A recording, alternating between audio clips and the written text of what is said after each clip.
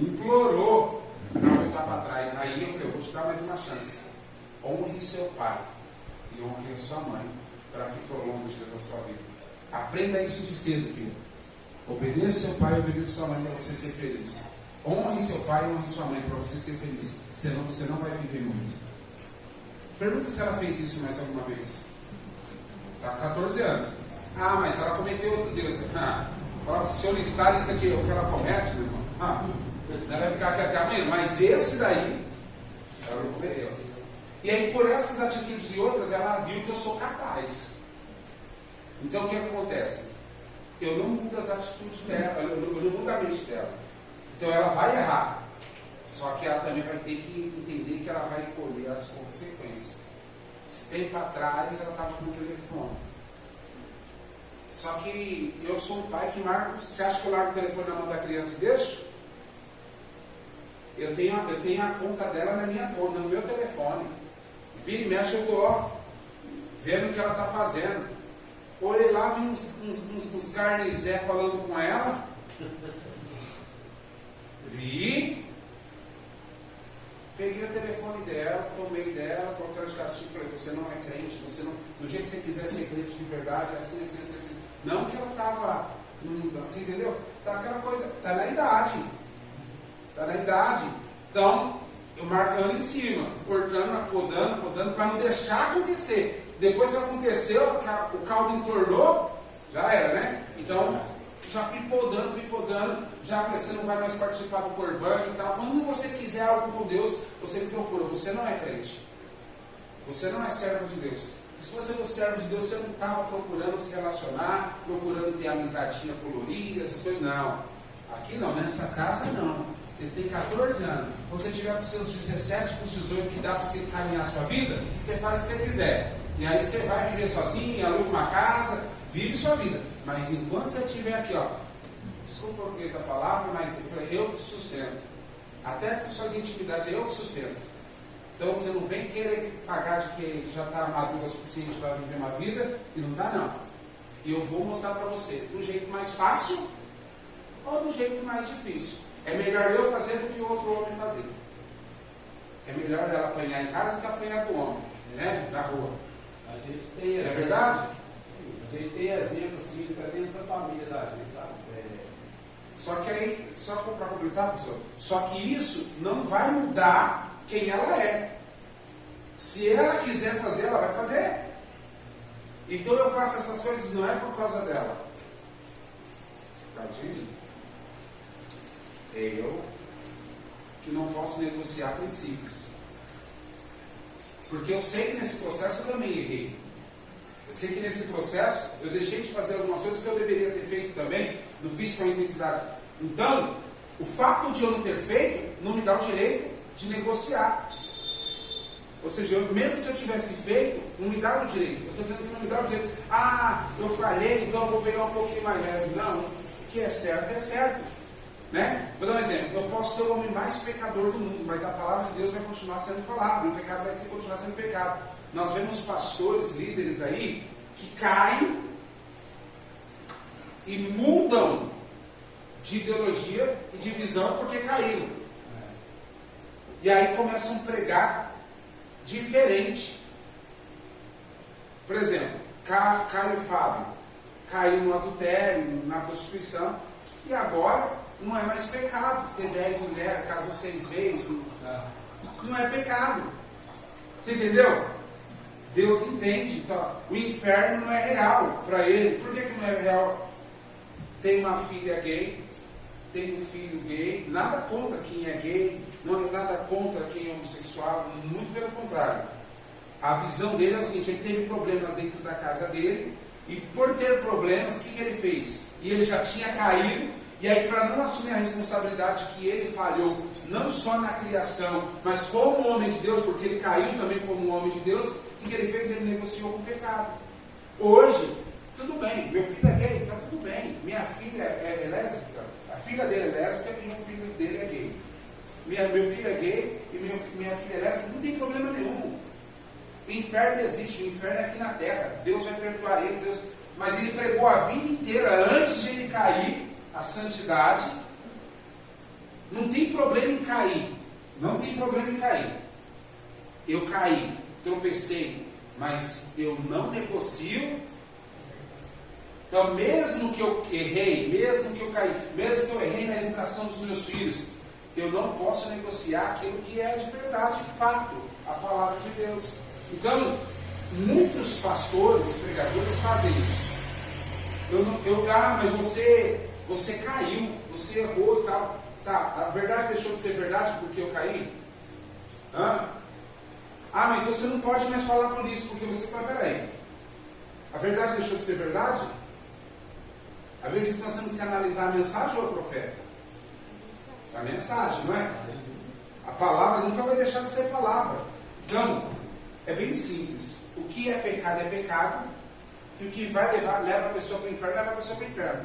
O que vai definir se a pessoa vai para o inferno não é o pecado, mas é a escolha dela. A escolha dela que leva ela para o inferno, não o pecado. Aprenda isso. Não é o pecado que leva a pessoa para o inferno, mas é a escolha. Qual é a escolha? De negociar princípios, de amenizar, de se autocondenar e falar assim, não, eu acho que é mais fácil distorcer a palavra do que aceitar que errou e recomeçar. Eu vou recomeçar, eu caí. Vou dar um exemplo. É mais fácil eu roubar, ir preso e sair e falar assim que a sociedade não me vê com bons olhos, fechou as portas para mim e tal, não me deram uma oportunidade de segunda chance, me condenaram mesmo já tendo cumprido a pena e continuar na vida do crime. É mais fácil, que é a desculpa de muitos, não é? Muitos estão na droga. Por quê? Porque falam assim na droga, na prostituição.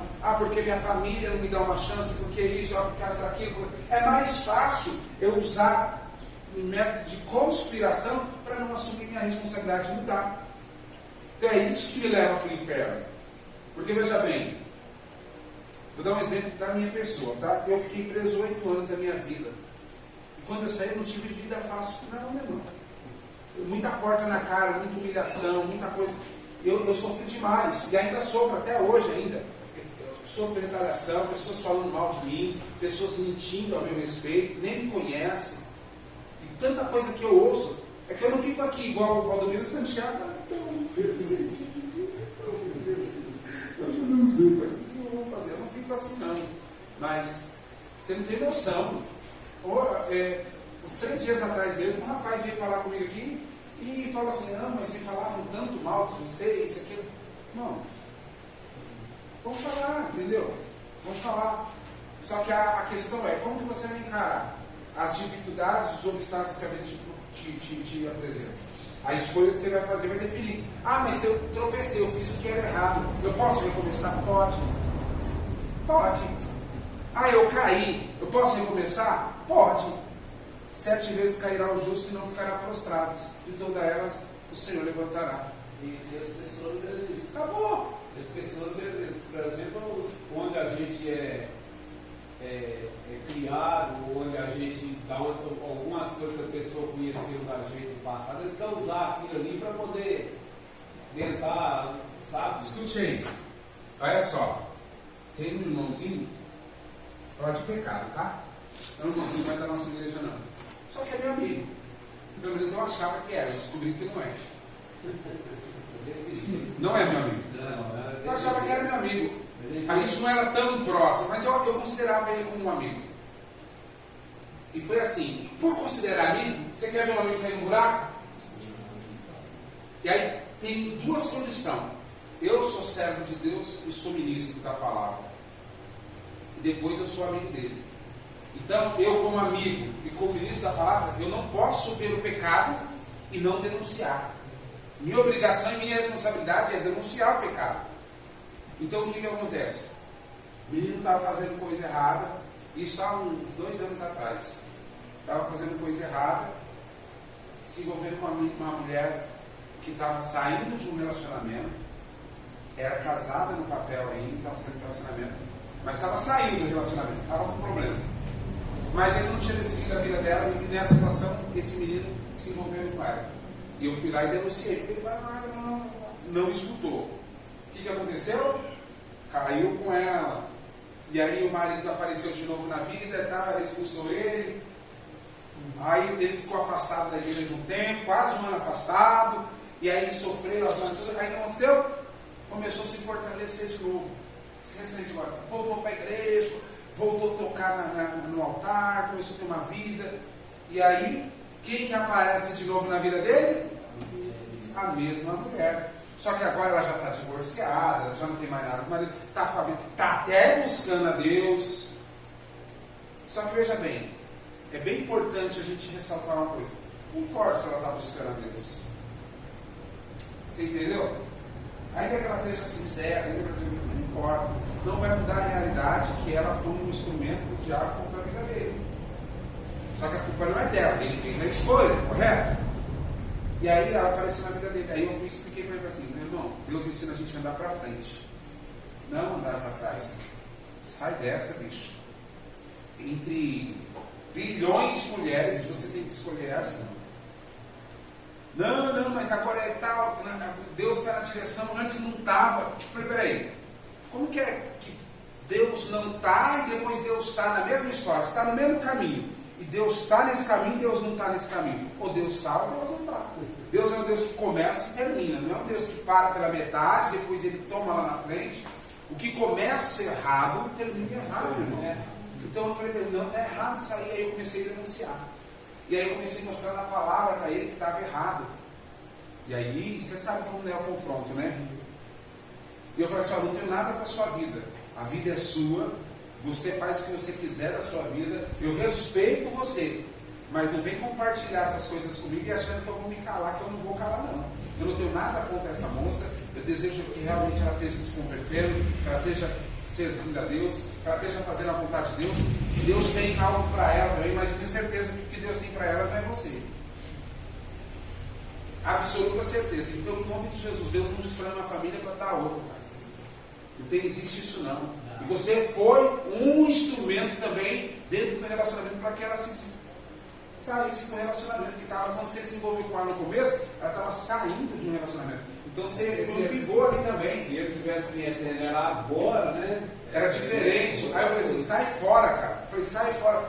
E aí foi pegando ar, foi pegando ar. Não, pastor, mas as pessoas não podem julgar sem conhecer, não. As pessoas não conhecem ela, não conhecem eu não vou cair não, porque não sei o que, eu estou respeitando ela está me respeitando, e as coisas estão andando tudo certinho, e a gente está fazendo tudo da forma mais correta. E aí olha só que interessante, isso é muito importante. Ele falou isso para mim, e à medida que ele falou isso para mim, eu fui mostrando para ele na palavra e tal, né? E aí ele viu que não tinha mais jeito.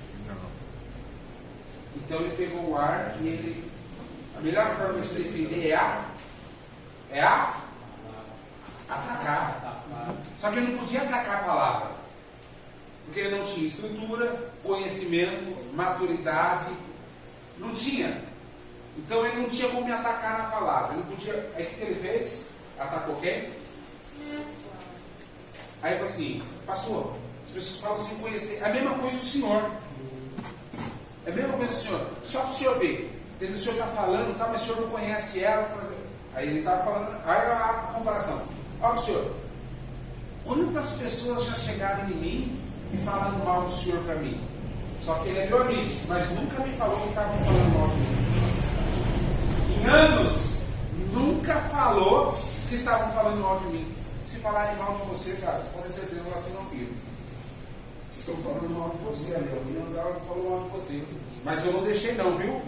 Ó, não deixei não. Sabe por quê? Eu falei assim, você conhece ele? Você sabe quem é ele? Você já andou com ele? Quem que você está falando mal? Porque eu vou falar para ele que você está falando mal dele.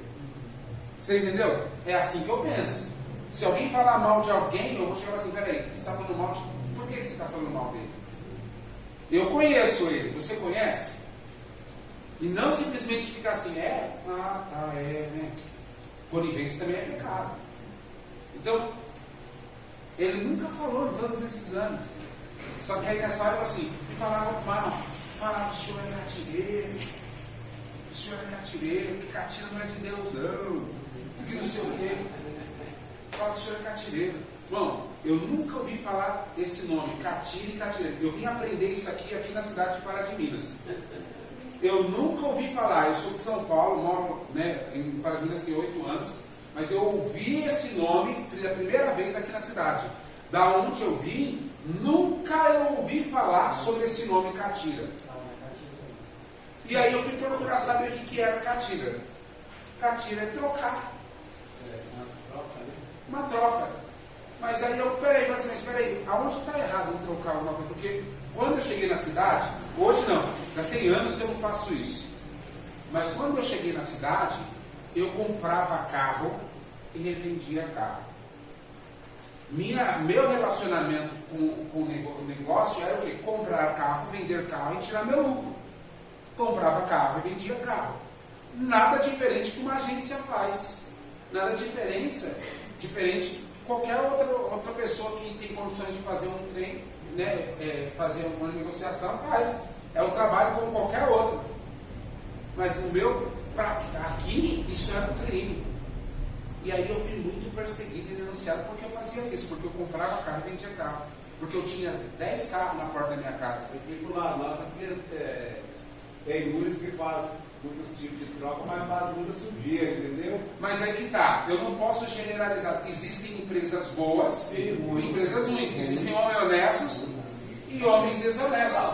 Existem profissional, por exemplo, pedreiro bom e pedreiro fraudulento. Então não dá para me julgar e falar que todo mundo que vende é ruim. Aí me acusaram muito isso aí. E aí isso ficou marcado. Não em mim, ficou marcado na boca das pessoas. E aí faz mais de 4 anos, eu acho, que eu não compro carro. Uns 4 anos, né? Eu parei, tive que comprar carro. E você sabe que tem mais, eu acho. Mas você sabe por que eu parei? Por causa disso. Era o meu sustento. Eu sustentava a minha família com isso. E eu parei por tanta pressão, não da igreja, de outras pessoas. Isso começou a me afetar tanto que eu falei assim, eu estou trazendo escândalo. E a Bíblia diz que se o meu comer carne escandaliza meu irmão, é melhor que eu se torne vegetariano. Então eu falei assim, eu vou parar.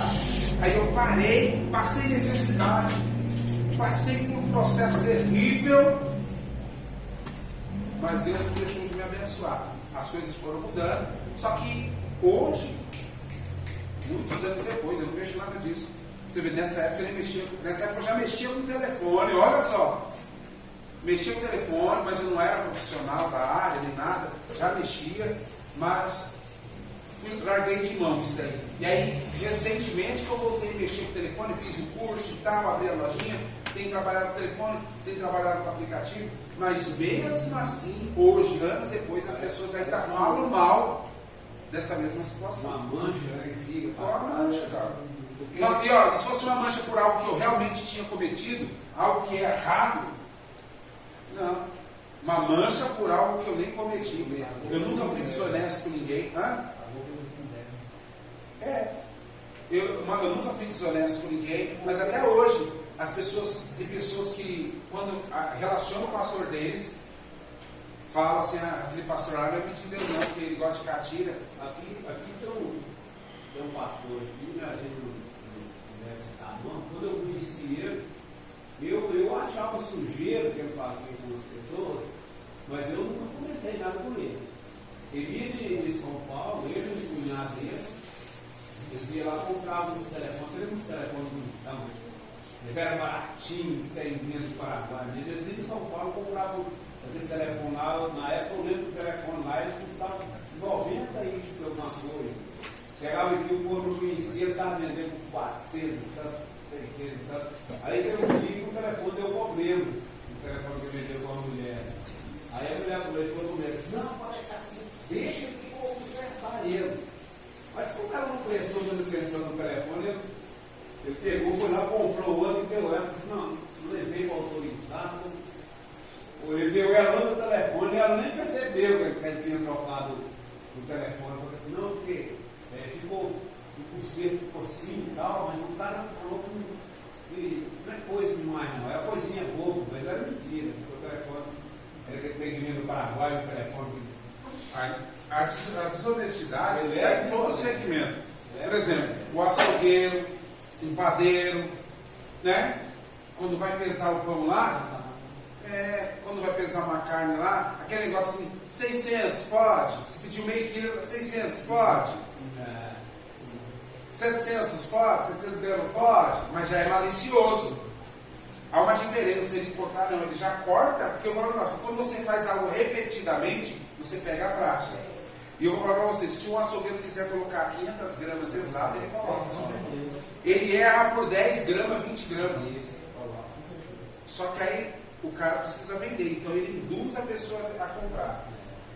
Passou 200 gramas, pode? 200 gramas é 5 reais a mais. Ele vendeu. Agora, 10 clientes que for lá e passar 5 reais a mais, é 50 reais a mais que ele vendeu involuntariamente. Ou seja, as pessoas não queriam comprar, mas ele induziu a pessoa a comprar. É uma técnica? É uma técnica. Entendeu? Mas eu acho que é errado. Eu não posso induzir a pessoa a comprar dessa forma. Pediu 500 gramas e tal. Se eu colocar o negócio, passou sem querer, passa um pouquinho. Quer que tira? Se a pessoa lá que pode tirar, né? Um exemplo. Padeiro é a mesma coisa. Você pede 10, me dá 2 reais de pão. Aí coloca lá 4 pães. Aí 4 pães dá R$1,90. Ele cobra 2 reais. Só que se 4 pães der R$2,20, ele cobra os 20 centavos. Você entendeu? Agora eu trabalho com a loja de celular. Quando as pessoas vão fazer o reparo, é lógico que eu quero vender a capa, película, carregador, e eu ofereço. Mas eu não falo que ela tem que fazer.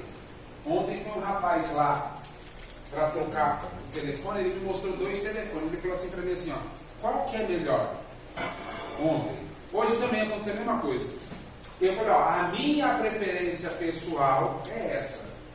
Mas cada um tem um pensamento. Olha e vê o que mais te serve, o que mais te atende. Aí escolheu o pior. Aí eu falei assim, eu quero vender. Esse que você está pegando, ele não é ruim, mas ele não é o melhor. E entre preço variado, tem outros aqui que tem uma configuração melhor. Esse tem, igual hoje, eu passei um telefone com um rapaz de 32 GB, 3 GB de RAM, e o telefone perfeito, com capinha, lindo de bonito. Passei pro rapaz. Só que aí ele não gostou do telefone, e eu tinha um outro telefone que estava na tela manchada, só que tinha um pouco de memória a mais. Aí ele falou, eu quero aquele. Aí eu falei assim, você tem ciência que ele está com a tela manchada? Você tem ciência? Ele tem, mas ele tem mais memória, o processador é mais rápido e tal. Eu falei, não, então eu troco para você, não tem problema nenhum. Mas você tem ciência, eu vou repetir de novo, você tem ciência que ele está com a tela manchada? Tenho. Mas queima? Não, queimar não vai queimar, mas eu não posso te dar garantia de um negócio que já tem um problema.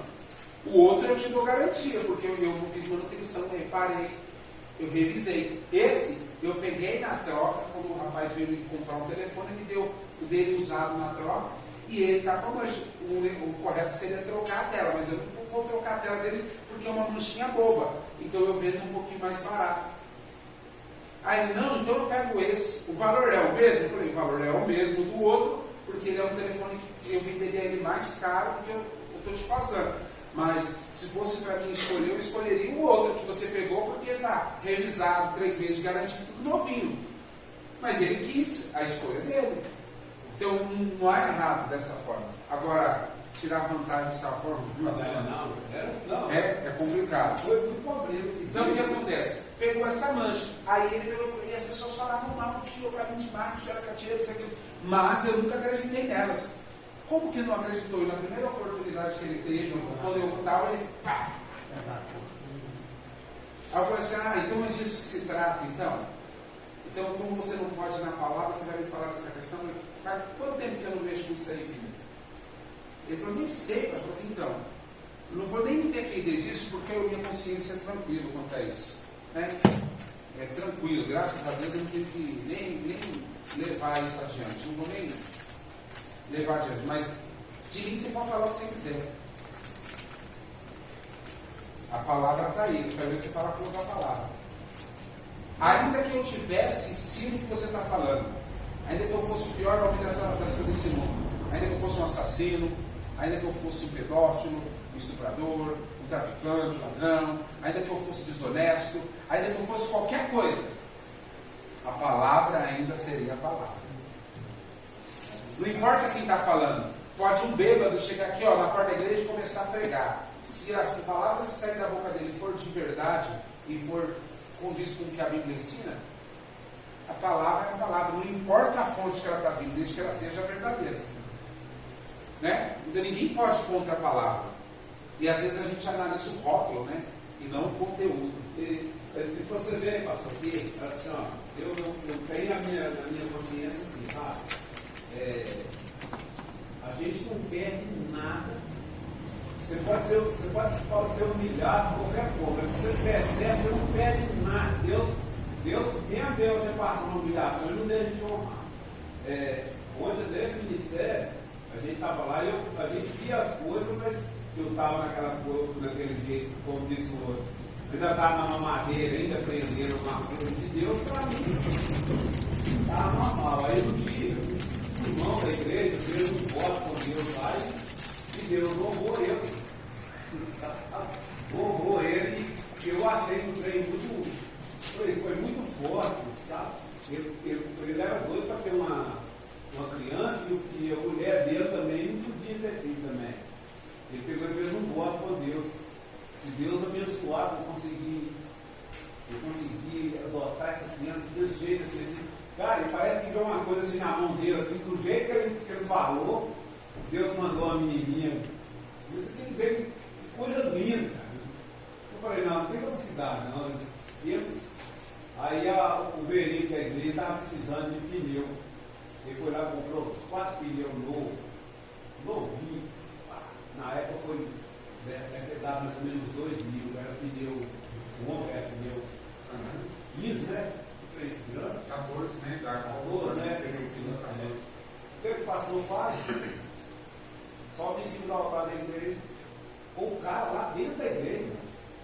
Eu comprei 4 pneus novos para pôr. E estou lançando um voto aqui para poder estar pagando os pneus da compra. Esse cara saiu da igreja, não falou nada com ninguém. 1 ano depois, que foi comentar por que ele saiu da igreja. Eu falei, não estou acreditando, não. Infelizmente, Deixa eu falar. Eu vou falar pessoalmente, tá? Uma opinião pessoal. Vou abrir um parênteses aqui, sair da aula um pouquinho, vou falar uma opinião pessoal. Por muito tempo eu achava ruim o pastor ser assalariado, o pastor tal, eu achava que não era certo e tal, mas era falta de entendimento, a gente vai crescendo e vai aprendendo. Hoje eu sou 100% a favor que um pastor seja assalariado. 100%. Gisele aqui é a mais antiga da nossa igreja, que estão aqui, a Gisele é mais antiga. Quantas vezes eu passei necessidade e não peguei nada da igreja para que a gente pudesse abençoar outras pessoas.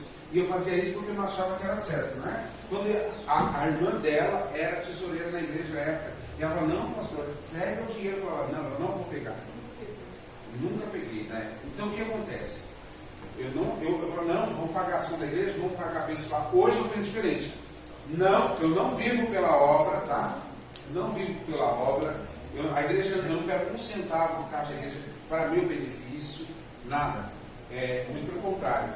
Eu sou um dos provedores, né? O que é o provedor? Aquele que abençoa a obra. Mas eu não tenho renda da igreja.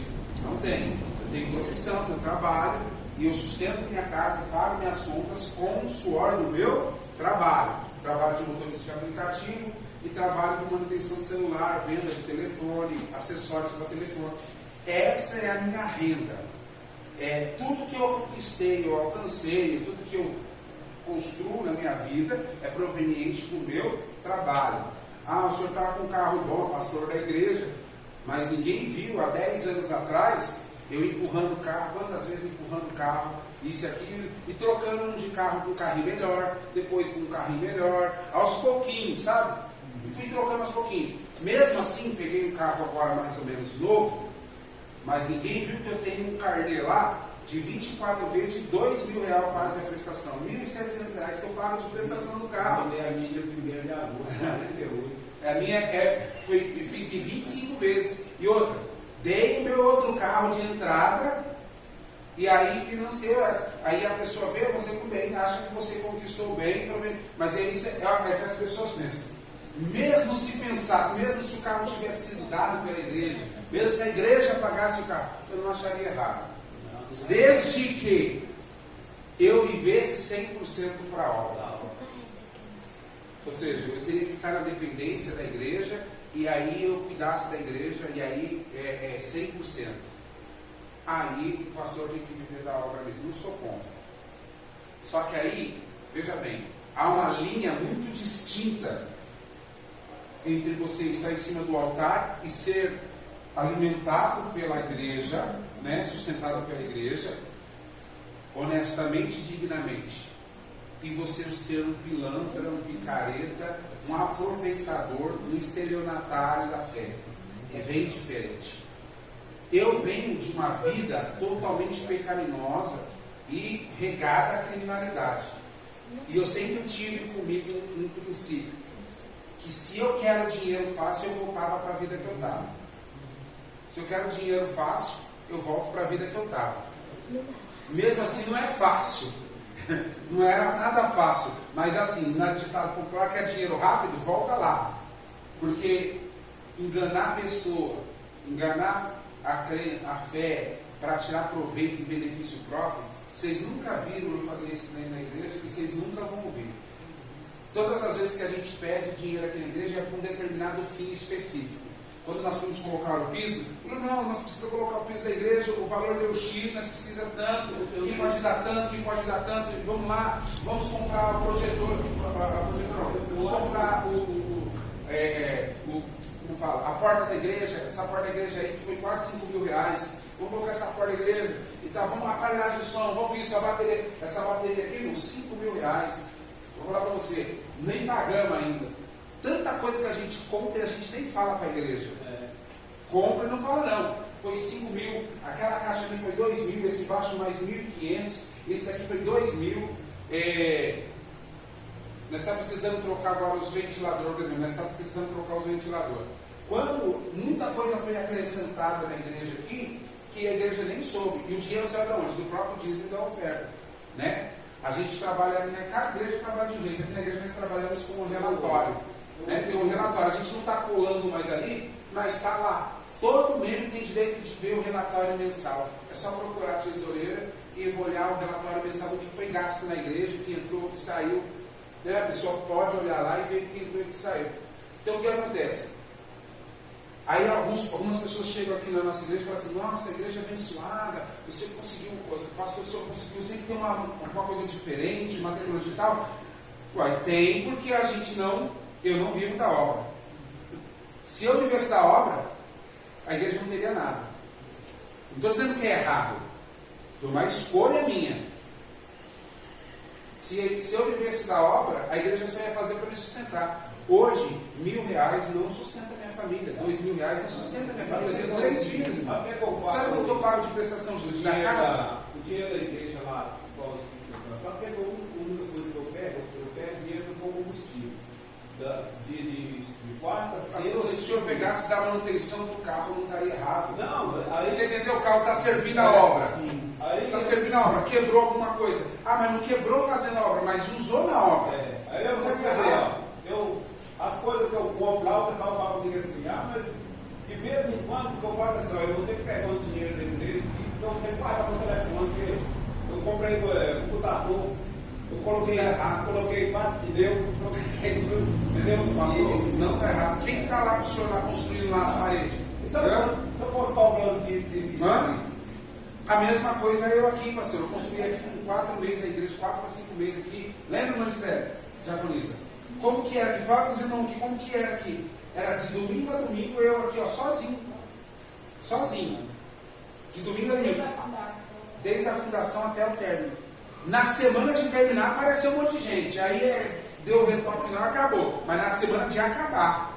Mas o resto? É assim. Aí então tem muita gente que fica prestando atenção no que a gente faz, sabe? Todo mundo quer beber a mesma água que você está bebendo, mas ninguém quer caminhar a légua que você caminhou. Uma das coisas que eu concordo é o senhor está falando. Eu não lanço voto dentro da igreja. Eu falo, pessoal, o envelope está lá, o voto é você com Deus. Você fala você com Deus. Quando a igreja precisa de uma coisa, nós comprometimos, fala, ó, a igreja precisa de um comprometimento. Eu fico conversar com os irmãos, nós vamos fazer uns carnezinhos de canto, cada um. Que puder pegar. É essa a visão. Para você ter um exemplo, precisa trocar os ventiladores, a fiação elétrica, Rods está ali, deixa eu mentir, né, Rods? A fiação elétrica da igreja está ultrapassada, porque quando nós fizemos, nós não tínhamos os equipamentos que nós temos, então nós não tínhamos condições na época, então nós fizemos dentro das nossas condições, e nós sabíamos que no futuro, dependendo de como a gente melhorasse a condição da igreja, nós precisaríamos substituir. Então hoje nós precisamos substituir, dar picos de energia toda hora, né? Já queimou o equipamento de som por causa que a rede elétrica não comporta a quantidade de equipamento ligado. Quantos equipamentos tem ligado na rede, Odds? 25 equipamentos. Sabe quais são a fiação aqui? De 2,5 mm. Você entendeu? 2,5 mm, 25 equipamentos ligados em 2,5 mm. Então é óbvio que mais cedo ou mais tarde pode acontecer até algo pior. Misericórdia de Deus que não aconteceu. Mas nós temos que trocar a fiação. Né? Além da fiação, vocês viram que a igreja precisa reformar, já de novo precisa pintar. Lá ao lado de fora precisa dar o acabamento, que não foi dado o acabamento na fachada da igreja. Entendeu? Muita coisa que deveria ser feita na igreja. Aqui ó, em cima nós não temos acabamento lá no altar. Né? Então, se for fazer todas essas coisas, haja dinheiro. E aí a gente vai fazendo um pouquinho de cada vez. Né? Estamos pagando ainda a bateria. Em dezembro acaba, graças a Deus, né? Paga quase R$400 só de bateria. Quase R$400. A igreja não paga aluguel, pastor. É uma benção essa. A igreja não fala assim, mas a igreja não paga aluguel. E as pessoas já acham que já não. Que acham que é uma grande coisa, né? Na verdade, você vê, não paga aluguel, mas ela é toda endividada. É toda endividada. Não paga aluguel, mas precisa trocar os microfones da igreja, porque os microfones toda hora estão dando problema, você vê nos cultos. E aí que está. Aí quando os irmãos não são fiéis lá e tal, isso é um outro assunto, no dízimo e na oferta, a gente não consegue atender a demanda da igreja. Né? Aqui na igreja a gente tem muita dificuldade com isso, os irmãos oscilam muito no dízimo e oferta. Oscilam muito, mas isso é em todo lugar. Mas a gente, na hora do dízimo e da oferta, a gente vai assim, ó, traga a sua oferta, traga o seu dízimo, tá bom. Quando a gente precisa pedir um dinheiro extra, eu não tenho vergonha nenhuma de pedir, irmão. Eu peço mesmo, agora eu tinha, mas hoje eu não tenho não. Mano, precisa de tanto para tanto. Você viu, o pregador veio aqui ontem. Não é nem que eu estou falando isso não. Mas não entra um pregador de fora aqui sem ser abençoado. O menino veio lá de Itaúna para cá pregar e vai embora com gasto, deixou a igreja dele para vir cá e a gente não vai abençoar em nada, tá? Só um obrigado, Deus abençoe. A gente abençoa quando vem de fora. Não dá. Eu digo a pastora Jana, obrigado de estar muito, a gente abençoa com combustível, quero não queria de jeito. Não, tem que abençoar. Tem que abençoar. E aí que eu falo, aí você tira 100, 200. O que é R$200 hoje, R$100 hoje? Não é nada. Aí você tira 100, R$200 dali, para esse fim. Aí você vê a água, a luz da igreja já vem 300 e pouco, já, você juntando tudo. Aí já vem os gastos da igreja, aí vem produto de limpeza. Esse tempo atrás ainda foi abençoado com produto de limpeza. Mas nós gastamos uma fortuna com produto de limpeza aqui na igreja. Nós gastamos uma caixa de copa, quase R$200 uma caixa de copa. Uma caixa de copo por mês. O copo descartável, R$200 quase por mês. O pessoal chega. Geralmente, se você colocar na ponta do lápis, o custo para manter a igreja aberta é enorme. Né? Mas vamos voltar para o ensino. Né? Eu avancei algumas páginas. Tá? Nós estamos na página 61 agora. Por quê? Porque tudo isso que está nessas outras páginas, nós abordamos aqui informalmente. Isso, agora vai para a página 61. Isso. Eu pulei essas etapas, depois vocês podem ler lá na casa de vocês, tá? Para não ficar só nas minhas palavras. Página 61. 60, perdão, né? O pecado atual, que era o que nós estávamos falando agora há pouco, né? Que aqui, nas de trás vai falar sobre a origem do pecado na humanidade, né? A origem do pecado moral, a origem do pecado na angelical, no caso de Satanás. Tudo isso nós já falamos aqui na aula hoje. Eu dei uma acelerada. Só um minuto, esse exercício aqui, ó, eu estou tirando um xerox nessa parte da folha dele aqui, não tem problema não, né? Não. Eu falei assim, vai ficar melhor para mim, talvez é para ele, para eu poder corrigir. Pode, não tem problema nenhum. Eu vou na loja ali no Santo Mãe, eu pego, tirei um bocado lá, agora eu vou tirar mais um bocado e poder... Pode, não tem problema nenhum. Depois vocês dão uma lida nessas páginas, tá? Porque eu fui explicando e não fui lendo, né? E aí para dar uma avançada, porque essa disciplina é bem extensa e é muito exercício, acaba que se eu não for lendo parágrafo a parágrafo, não vai dar prazo para nós terminar esse ano, não. O pecado atual. Falta 10 minutos, eu vou falar um pouquinho só. No texto anterior, tratamos de forma específica do pecado original e da maneira como ele tem sido discutido no decorrer dos séculos. Neste, trataremos do pecado atual como parte do dia a dia do homem. Ou seja, nós estávamos falando sobre da originalidade, como o pecado entrou no mundo, inocência, consciência. Quando o pecado entrou na humanidade, teve que ter uma ação direta do homem, né, uma consciência do homem. Nós falamos sobre todas essas coisas. Agora nós vamos falar do pecado cotidiano, do dia a dia, né, da nossa atualidade. O pecado se originou no ato de livre vontade de Adão, como representante da raça humana. Uma transgressão da lei de Deus e uma corrupção da natureza humana, que deixou o homem exposto ao juízo e ao castigo divino. É esta a natureza corrompida, a fonte de onde flui todos os pecados atuais. Pecados atuais são aquelas ações externas que se executam por meio do corpo. São também todos aqueles maus pensamentos conscientes, são os pecados individuais de fato. O pecado original é só enquanto o pecado atual desdobra-se em diferentes classes, quais sejam atos ou atitudes. O que o apóstolo João escreveu no capítulo 1 de sua Epístola Universal poderá nos ajudar a compreender melhor a diferença entre os pecados atuais. Se dissermos que não temos pecado, enganamos a nós mesmos e não a verdade em nós. Se confessarmos nossos pecados, Ele é fiel e justo para nos perdoar os pecados e nos purificar de toda injustiça. A palavra pecado no singular citada no versículo 8 é uma referência precisa e direta do pecado original, ou seja, a natureza caída do homem. Enquanto a palavra pecados no plural, citada no versículo 9, refere-se aos pecados atuais do nosso dia a dia. Veja bem, os pecados atuais são aqueles externos que executam por meio do corpo, são os pecados individuais. Os pecados atuais são influências externas que nós alimentamos. João ele diz assim: tudo que há no mundo é concupiscência da carne e concupiscência dos olhos e soberba da vida, né? Você é seduzido pelo pecado, né? E quando você olha, né, você alimenta ele, dá luz ao pecado, e o pecado consumado gera a morte. Todos os dias nós morremos.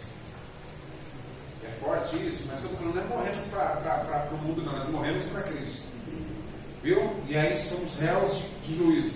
Mas, se dissermos que não temos pecados, fazemos um mentiroso. Nós já nascemos nessa condição. Mas, os nossos pecados, nós confessamos, Ele é fiel e justo para nós.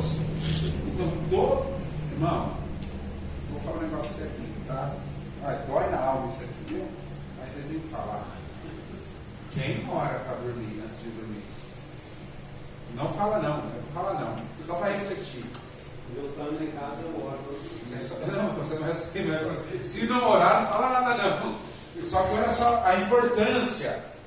Porque quando você fecha os olhos, é o único momento do dia que você está inconsciente e você não sabe se você vai abrir os olhos de novo.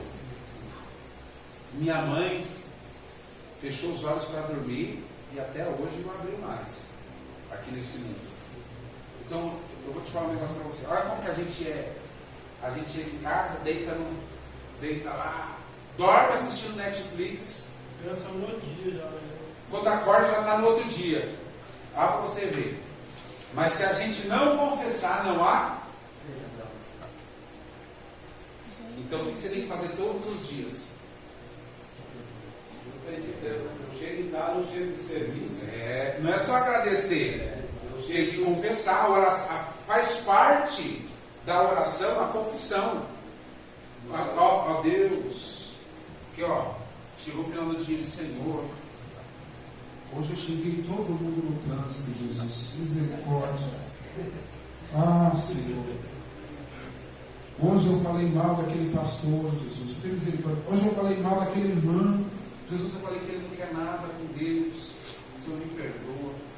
Tem misericórdia em mim. Tanta coisa que eu não quero fazer, eu acabo fazendo, Senhor. Me purifica. Tem misericórdia, Jesus. Senhor, me dê a chance de abrir os olhos amanhã, Senhor. Me dá força para fazer diferente. E se eu não abrir os olhos, Senhor, que eu possa abrir os olhos na eternidade. Em nome de Jesus. Não é só agradecimento. Obrigado pelo dia, grato pelo que eu cheguei até aqui, obrigado, Lisa. Não.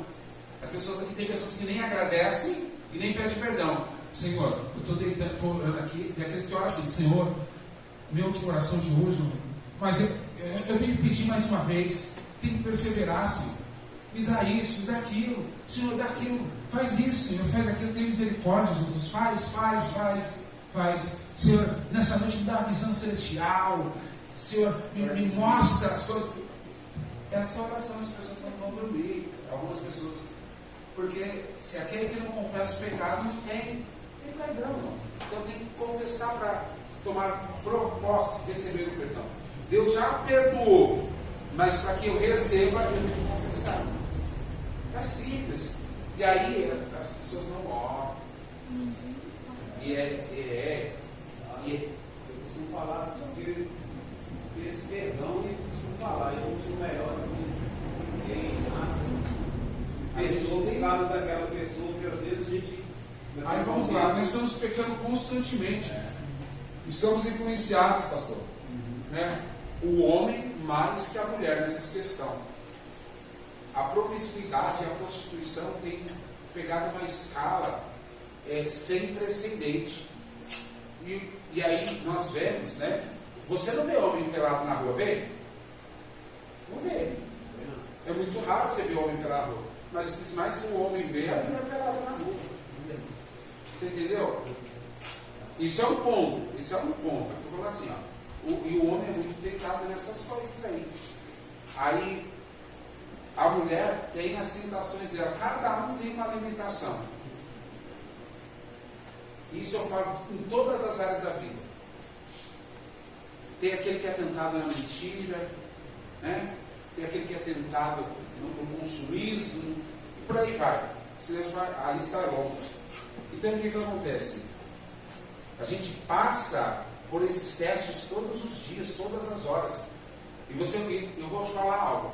Se fosse anotado cada vez que você peca durante o dia, consciente, eu te garanto que você peca mais de 100 vezes no dia. Consciente.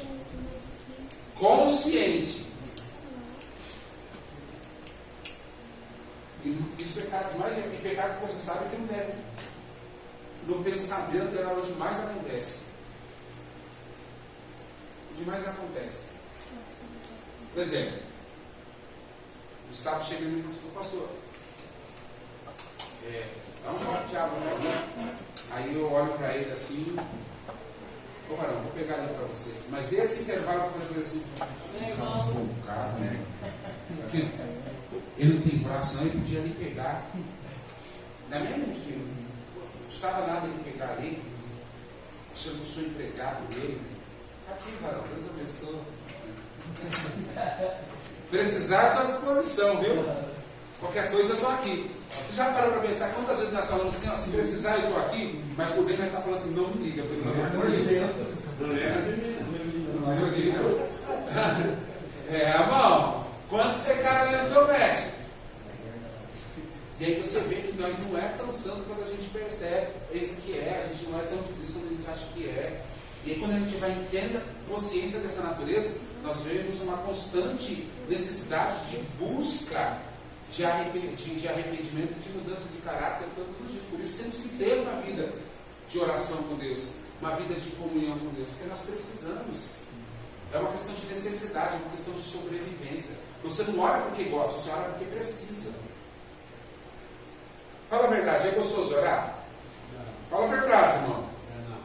Não é, não. Ontem eu até comentei a oração só fica boa depois que você consegue entrar, né? E isso raras vezes acontece. Na maioria das vezes parece que você está orando de si para si, falando sozinho, monólogo. É verdade, irmão. Porque a oração é baseada na fé. Você tem que crer e ter certeza que você está conversando com Deus, falando com Deus, e Ele está te ouvindo. Na hora que você está orando, você está naquele vazio, por exemplo. Está falando, você está falando para falar, palavras repetidas. Então, e é importante você entender isso. Que nós fazemos não é o que a gente gosta, que é bom. É bom a gente conversar quando há um diálogo. Eu falo com você, você fala comigo, né? A diaconisa ia lá em casa lá fazer uns biscoitos lá, uns pão de queijo, ficava a tarde inteira, nunca mais foi lá, mas quando ia era uma mesa. Então fica a dica. Quando ia era uma benção, fazia uns pãozinhos de queijo, uma delícia. Aí eu falava pra você, tinha que mandar embora. Tinha que mandar embora, porque chegava 2 horas da tarde, era 10 horas da noite e não tinha ido ainda. Porque conversar é muito bom, compartilhar experiência. Meu irmão, é gostoso demais. E aí que está a questão. Na oração, você não tem essa mesma sensação. Porque é só você expondo, é só você falando. Se você quer uma resposta de Deus, você tem que esperar a hora que Ele vai falar com você. A hora que Ele vai trazer a certeza com você. Então, não é bom. Imagine você falar comigo se quiser. Tá? A tarde inteira falando comigo e eu só...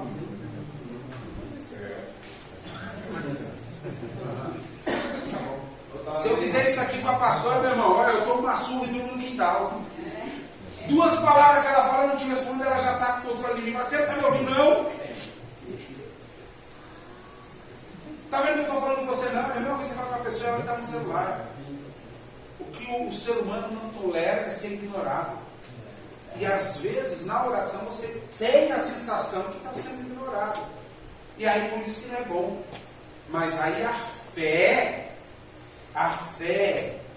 que é a certeza, né, daquilo que não se viu, mas a convicção daquilo que se espera, faz com que você ore e obtenha a resposta daquilo que você está falando, porque Deus, Ele não é um Deus morto. Mas Deus tem os seus meios para falar com o homem. Mas só tem um meio para que o homem fale com Deus, é através da oração. Então a oração é feita para o homem falar com Deus e não Deus falar com o homem. Eita!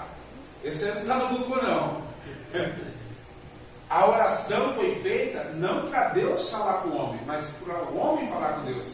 E nós achamos que nós queremos falar com Deus e Deus falar conosco. Nós queremos se relacionar com Deus da mesma forma que se relacionamos com as pessoas. E aí que está. Deus não é meu companheiro de trabalho, meu amigo de infância, não é meu esposo, minha mãe, meu irmão. Aí está a questão. Quando eu quero trazer Deus para o meu mundo, entre 8 bilhões de pessoas no mundo, eu trago Deus para o meu mundo, será que eu não estou sendo egocêntrico? Não, falando que Deus tem que me dar toda a atenção quando eu orar para Ele, falar comigo e tal. Então, por isso que a oração envolve vários fatores que não são desagradáveis, porque a sua carne não quer isso, a sua natureza não quer. Então, você faz porque você precisa. É uma necessidade, não é prazer. Mentira quem fala que faz o prazer. A oração fica boa depois de um tempo que você está orando. Aí ela fica boa. Aí você começa a sentir a comunhão, você começa a sentir a presença de Deus, né? O Espírito Santo começa a interceder por você, e você começa a ver, quando você vê as horas já foi, você orou bastante. Mas quantas vezes você ora assim? Eu vou assim, a cada 10 vezes que você ora, está sendo bonzinho. Uma vez você consegue orar desse jeito. 20 vezes, né? Cada 20 vezes que você ora, uma vez você consegue orar desse jeito. Das outras vezes, é tudo contra a sua vontade, mas você precisa. Quem gosta de água aqui? Eu odeio água, eu não gosto de água. Não tem gosto, não tem sabor. Eu não gosto. Eu gosto de suco. Dá um corantezinho, um açúcar para você ver se eu bebo. Bebo 2, 3 litros. Só que aí, por que você bebe água? Por que eu bebo água? Você entende? Arroz e feijão é bom, não é? Vai comer todo dia, mas você come a vida inteira. Por quê? Ah, mas dá para substituir, mas você não substitui. Precisa. Você se alimenta porque precisa. Você come porque você precisa. Tem gente que não gosta de tomar banho, é o caso do Gustavo. Eu? Você toma banho, não toma? Você toma, não toma? Toma, não toma? Porque precisa. Porque precisa. É só eu. Toma banho porque precisa, é brincadeira, irmão. Toma porque precisa. É uma questão de higiene, necessidade. Tem muita coisa que a gente faz. A oração é necessidade, irmão. É brincadeira, não. É necessidade. Deus abençoe. Muita coisa que a gente faz, irmão. Quem gosta de trabalhar? Olha lá, você está indo trabalhar agora. Quem gosta? Eu odeio trabalhar. Necessidade, meu. Mas preciso, cara. Não tem escolha, eu preciso trabalhar. Você gosta de ficar até 2 horas da manhã lá na rua, lá, vendendo bala lá na Formativas? Querendo a sua cama quentinha, né? Você gosta é o dinheiro de chegar, pagar suas contas, né? Então, é isso, irmão. Nós gostamos do resultado e não da prática em si. Nós gostamos do resultado da oração e não da prática da oração. Então nós temos que entender que nós precisamos fazer, porque a oração provoca perdão, cura, libertação, transformação, redenção, comunhão, esperança, fortalecimento, poder. Olha tantos benefícios da oração. Então nós oramos por causa do que a oração vai produzir. Mas não porque queremos ou porque gostamos. Essa é a realidade. Lê a Bíblia não porque você gosta de ler. Né? Você não lê a Bíblia porque você gosta de ler, porque você precisa ler, você precisa aprender. Você fala que é porque você gosta de ficar na frente do telefone aqui e ver no YouTube. É isso que você gosta. E vendo nada, né? Porque você só fica assim, ó. Fica naqueles shorts. Vendo só aqueles vídeos rápidos.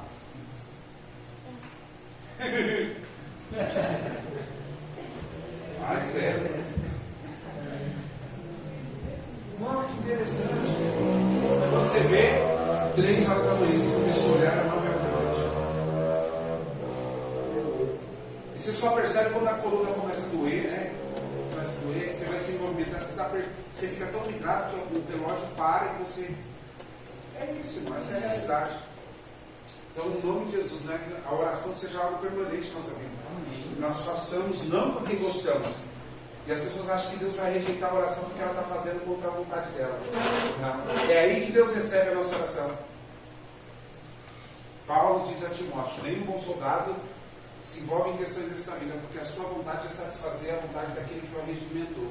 Em outras palavras, um soldado não tem vontade própria.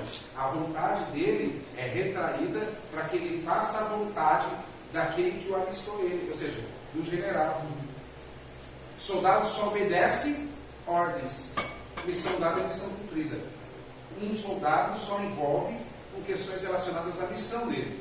Então, o cristão tem que estar sempre relacionado com a vontade de Deus e cumprir o propósito da vontade de Deus. É isso que Paulo está dizendo.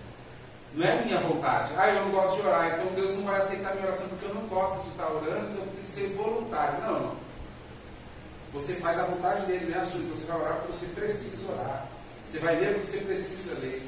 Você pode ter certeza, se você pegar a Bíblia para ler e ler todo dia, durante um mês, eu falo para você, durante um mês, se você ler pelo menos 2 versículos ou 3 versículos, todo dia, durante um mês, você não para de ler a Bíblia mais. Você não perde mais o hábito. Agora, se você deixar um dia sem ler, você esquece rapidinho. Se você criar o hábito todo dia, eu vou ler, e começar a se esforçar, no começo vai ser ruim. E vai ter dias que você vai acordar, se for na parte da manhã, a primeira coisa, o primeiro desejo que você vai ter já é de pegar a Bíblia. É hábito. As pessoas são muito influenciadas. E eu vou provar isso para vocês. Eu vou provar isso para vocês de uma forma bem simples. Se você entra dentro da igreja aqui, está todo mundo sentado. Todo mundo sentado. De repente, todo mundo se levanta. O que você faz? Você foi influenciado pelo ambiente. Você entendeu? Você foi influenciado. Mas se todo mundo ficar sentado, você fica sentado, porque você não levanta. Você é influenciado pelo ambiente. A mesma coisa é a questão da palavra. É bem simples. Se você pegar o hábito, você é influenciado por aquilo. Então acaba que se na sua casa você faz, seu filho vai fazer, sua esposa vai fazer, vai influenciando todo mundo, seu irmão vai fazer, vai influenciando, vai influenciando. Agora, se todo mundo faz ao contrário, e se você não fizer, aliás, você acaba com o tempo sendo influenciado a fazer. Por isso que a amizade do mundo é a amizade de Deus. É por isso que nós não podemos ficar no mundo com amizade com as pessoas que são do mundo, com intimidade e tudo mais, compartilhando a vida social com eles, porque é isso que acontece, sem a gente perceber. E a gente tem que ser influenciador, não influenciados. Então, quando eu ando com quem é de Deus, eu vou ouvir coisas de Deus. Mas quando eu ando com quem é do mundo, eu só vou dar aquilo que eu tenho para dar, coisa do mundo. Simples, irmão. Né? Você tem que se relacionar superficialmente com todos, mas intimamente com poucos. E aqueles que são verdadeiramente compartilhando o evangelho. Amém? Amém. Vamos orar em nome de Jesus? Passou até 10 minutos ali. Encerramos a aula de hoje. Nós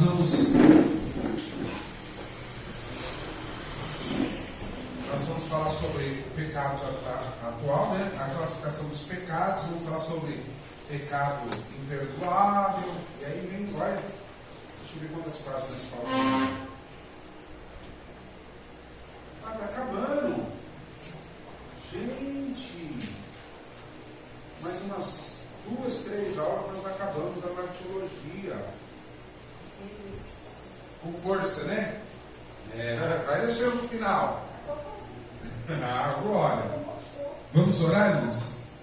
Nós estamos acabando a martirologia já. Que legal. Vamos orar. Pai, em nome de Jesus, nós somos gratos por tudo que o Senhor nos proporcionou nessa noite. Obrigado pelo ensino, pela palavra. Obrigado por tua presença em nosso meio. Leva os teus servos em segurança ao retorno para os seus lares. Em nome de Jesus, abençoa aqueles que não puderem estar. Aquele que nos acompanha, o Senhor amado, através da transmissão. Abençoa a vida deles. Que o Senhor possa fazer amadurecer todo o conhecimento que foi semeado no dia de hoje. Em nome de Jesus, seremos atendidos. Nós agradecemos por tua graça e misericórdia. Amém. E graças a Deus. Amém, irmãos? Deus abençoe a todos em nome de Jesus. E até a próxima aula.